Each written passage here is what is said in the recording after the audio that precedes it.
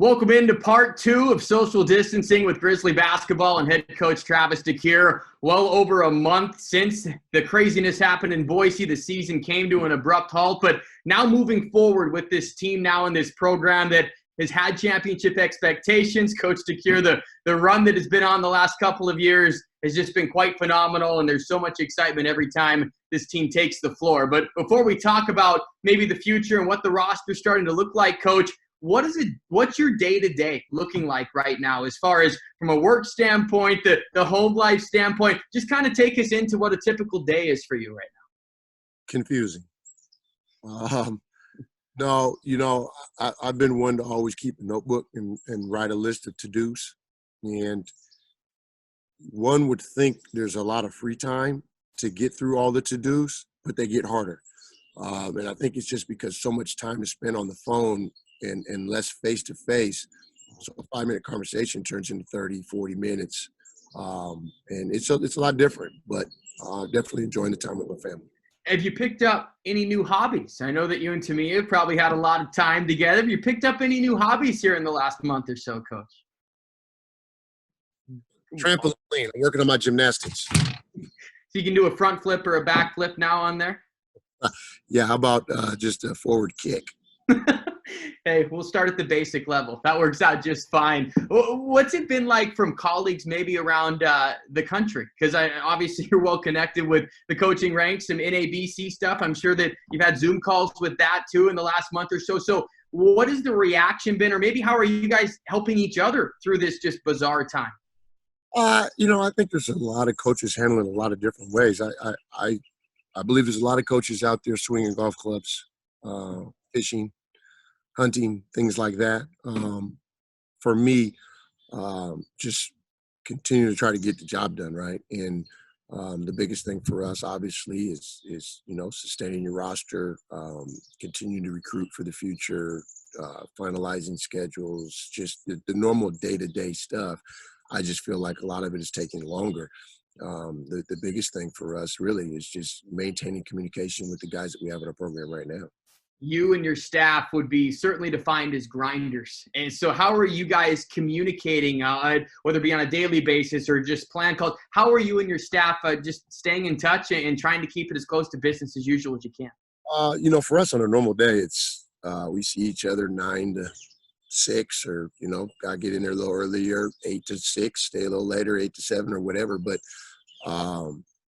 and then through the evenings, a lot of text messages, and typically that phone vibrates till about 11:30, midnight on the daily basis. And now those text messages are 7 a.m. Pacific Standard Time till about 11:30 p.m. And we'll mix in some FaceTime about every other day when we need to. And the communication with your players now as well, because that's obviously a huge key in all of this. Everybody's situation is different. How is the plan of maybe staying in shape or staying in basketball shape? Some people might have a hoop, some people might not. What's that whole process like with the players too, Coach? We're learning a lot about each guy's individual discipline, not only academically, but also athletically. When you can't leave home and get with the trainer that has a plan mapped out for you, or you're not in the gym with us 4 days a week, you got to figure out some ways to do some things on your own. And we've got a couple guys that are checking in with us in regards to their efficiency and telling us some things that they're getting done in their garages, in their driveways, in their backyards. And then there's some you don't hear from. And so you wonder who's going to get a little better over this period of time and who doesn't. And maybe we've got some catching up to do. But this is a point in time where just guys got to be as creative as possible. And so for us as a staff, we just continue to check in with our guys. Each guy's kind of got his own academic team that they're communicating with daily. The guys are zooming in for study halls, 8 hours a week still. So there's at least one staff member that sees the entire team together for at least 2 hours during each day.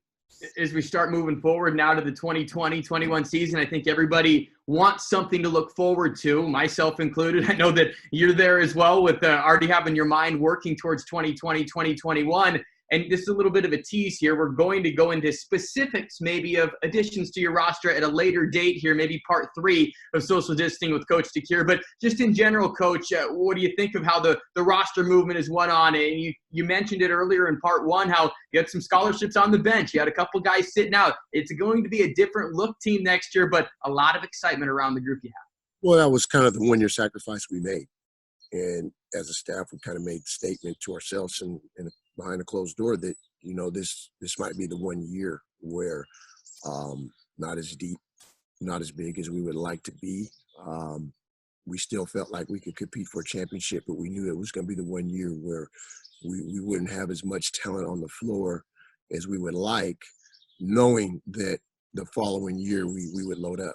And now here that year comes, and size, athleticism, with a freshman class that brings size and shooting, I think are two of the things that we really missed the most this year.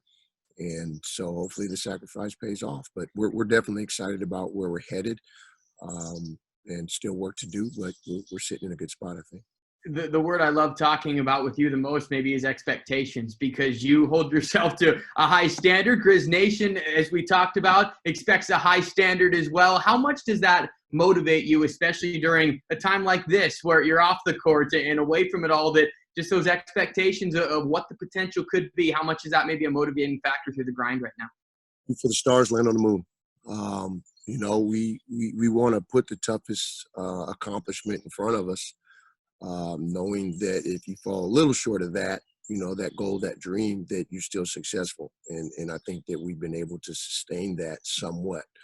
And so I think that we'll put enough talent out there to say that this is a team that if it comes together and everyone assumes their roles properly, develops a little more, works on a couple weaknesses here and there, and I do my job, that we'll have a chance to be as good as we've been in a while. And I even felt like, with the 26-win seasons, we were a little luck here and there away from doing more than we did, whether that was some injuries or just a couple unlucky situations, more so in 2019 than any, that might have impacted our ability to do a little more than we did. So I've always said it takes some luck to win a championship, and it definitely takes some luck to go further. And I think this team, provided, timing's right and pieces fall in place, there'll be some special opportunities out there for us. As we close part 2 here, Coach, I have to ask the question, and there might not be any answers about it right now, but the schedule of how it's maybe slowly coming together right now as you try and piece together that 11-game non-conference. Just tell us maybe where it's at, or at least what you know at this current state. A lot like every year.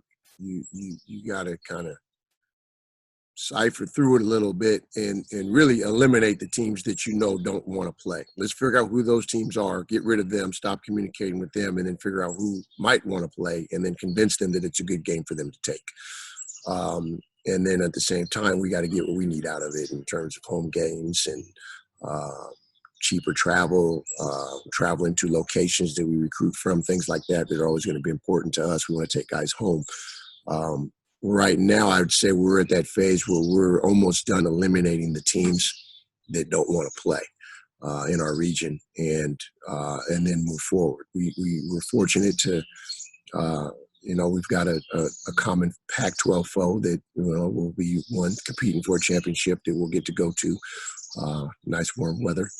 And we're looking at a home tournament, which will give us 3 games over Thanksgiving. We've got 2 teams confirmed right now, working on a third that looks like they're going to take it, which would get us to 16 home games on the minimum if we make that happen on the year, which should be the best we've had in a while. We've got the 2 Summit League games. We're home against South Dakota State. We're at North Dakota. Just trying to put those dates together. We know our North Dakota date late in December, but we're working on the home game right now.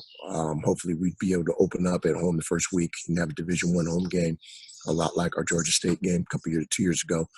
And then we're still working. We've got 2 guarantees that we've kind of got on paper, Pac-12, Mountain West, that, they say they want to play, but they haven't confirmed they want to play. So we'll see how those things work out. But at the end of the day, it'd be two of the same Pac-12 teams that we always play because no one else wants to play. And we got to work hard to convince the Mountain West team to take some risk. Well, Coach, appreciate the insight there. I know Griz Nation just chomping at the bit to at least have something to look forward to. Thanks for taking time here, catching all of us up. It's been a wild month, and maybe more than anything else, that beautiful scenery you got behind you too. That's been pleasant to look at here for the last 10 minutes or so. I've been enjoying some sun. We've been blessed. Probably got more sun here this early spring than in a long time. And maybe that's, timing's everything. Thankful to be here because usually I'm not in Seattle at this time. Coach DeCuire out in Washington. And, Coach, we'll hold you to it. We'll do this down the road and keep Griz Nation connected with Grizzly basketball. Definitely. Go Griz.